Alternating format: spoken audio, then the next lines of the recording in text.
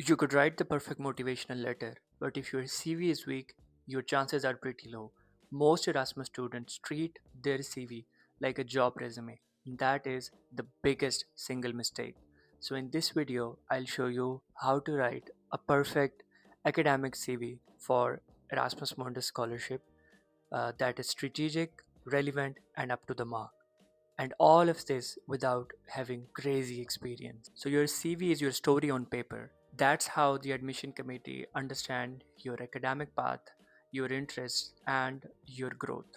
They're not only looking for your grades, they want to see relevance to the program, consistency, and potential for impact.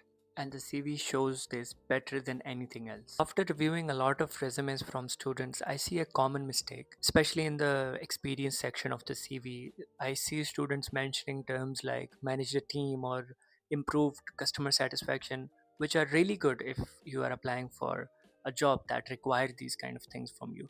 But you have to keep the fact in mind that you are not applying for a job here. You're applying for a master's program that is academic. So make sure your CV aligns with the program. So you only put the skills that are relevant and they align with what the program is asking from you.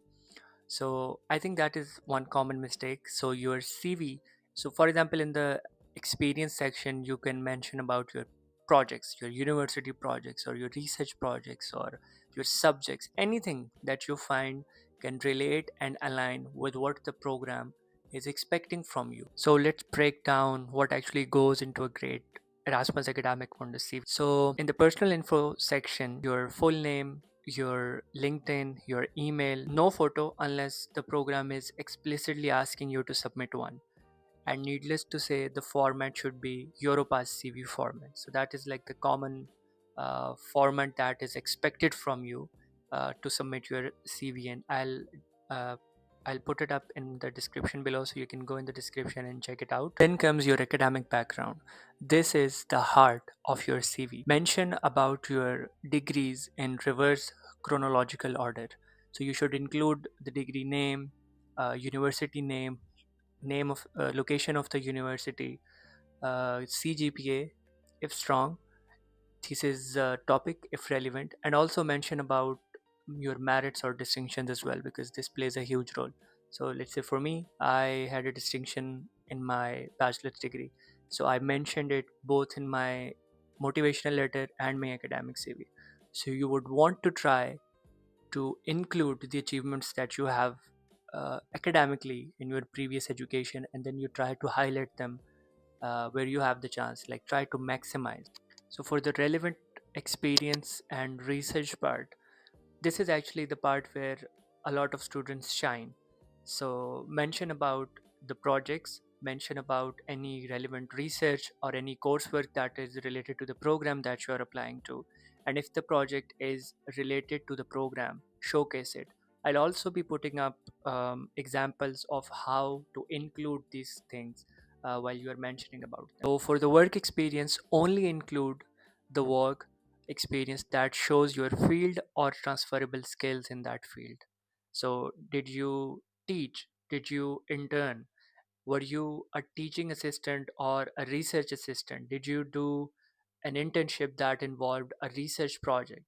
So you should mention experiences like that that ties you academically. So next step would be definitely certifications, because they show your continuous interest and learning in your field. So make a list of the relevant ones and explicitly mention if any of them were competitive or international. Let's say, for example, AWS is an exam that is uh, generally accepted on a worldwide level for cloud practitioners or software architects.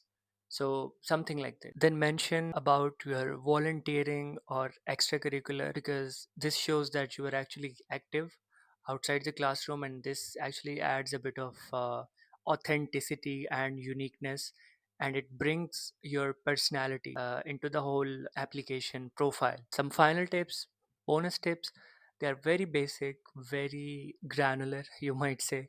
But so for example, you should use a clean minimalistic design, no colors or anything. I think the best thing is to just go to Europass and just use a template from there. Okay, like don't try to create colors and make like extra effort on that. Nobody cares about those stuff. It's actually the content that actually goes into the resume, not the things around it. Okay. um, and then try to keep it under 2 pages. Like after like over 2 pages, it's too much. You're not a PhD student, or you're not a project manager with 10 years of experience, so please try to keep it. I would suggest personally, try to keep it under 1 page. So just only mention things that are relevant, crisp, clear, relevant to just the program you are applying to. You don't need to put anything that you think is kind of out of the scope of the program that you are applying to. So keep it relevant only to the program. Super, super crisp and precise. Don't try to include anything, any skills. So, for example, include a skill, attention to detail, and then you make a grammatical mistake in your CV, let's say. So then you immediately contradict yourself, because that will put the admission committee, that will put them off. Like you mention something, you mention a skill that you cannot really, how should I say, like you cannot really like concretely give a proof or demonstrate. So make sure for any grammatical mistakes, um, for any skill mistake or anything that is not relevant. So if this video has helped you, please consider liking and subscribing the channel. And most probably my next video is going to be about what happens next after you apply for the program, the interview, the timeline, the things after that. And if you want a template for the CV, please comment down below and I'll send you a link with a ready-made Erasmus Mundus CV template.